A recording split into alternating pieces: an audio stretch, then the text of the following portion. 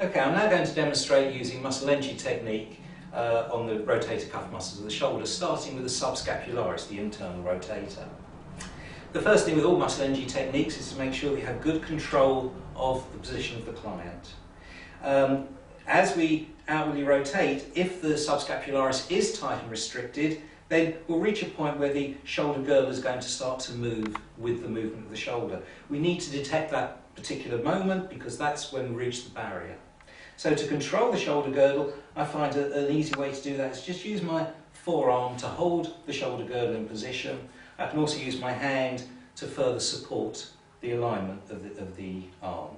Now here I can outwardly rotate to stretch and find the length of the subscapularis.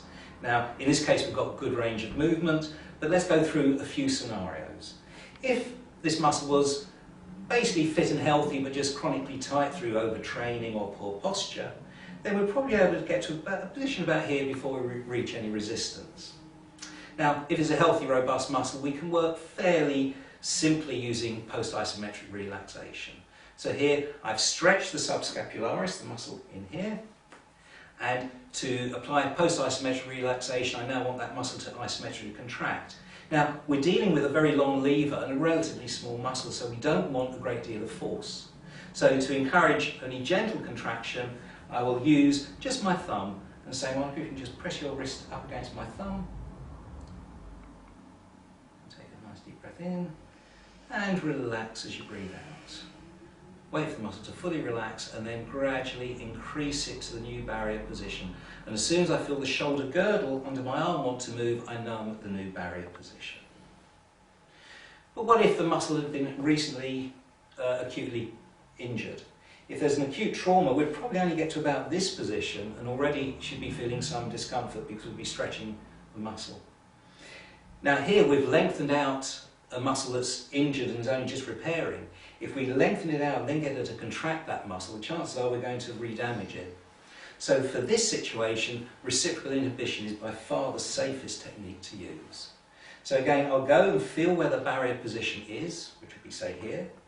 And then again, to encourage only a light contraction, I'm going to use just finger pressure, so now just press the back of your wrist against my finger. So that's contracting the opposing muscles, the outward rotators. And that will inhibit and switch off the tension in the subscapularis. And relax. And we can then just let it go to a new barrier position. But what if the muscle had been traumatized some time ago, was well on the repair, we could already get to about here. In this position we could actually combine the two. So from here I could start off with the reciprocal with post-isometric relaxation. Just press your thumb against your wrist against my thumb. Take a breath in, and now we're going to switch to reciprocal inhibition. As you breathe out, I want you to push your wrist back against my fingers. Increase, increase, increase, and relax. So that's a way of using muscle energy technique in a variety of ways to work on a basically healthy muscle that's just a little bit tight, or an acutely traumatized muscle, which will probably only come to here, and something in the middle where we can combine both PIR and RI to get a very powerful effect. And now to treat the external rotators, the infraspinatus and Teres Minor. So these muscles will these muscles outwardly rotate, so to stretch them we internally rotate the shoulders to feel where the barrier is. Again, when I reach the barrier, I'll know that because I'll feel a little bit of movement start in the shoulder girdles. That tells me that I'm at the barrier.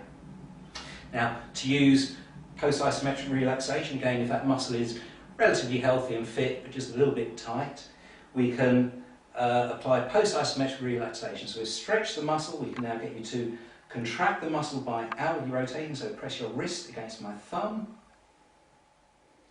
Take a breath in, and relax as you breathe out. And I'll just take that muscle further forward into the new barrier position until I feel that shoulder girdle try to move.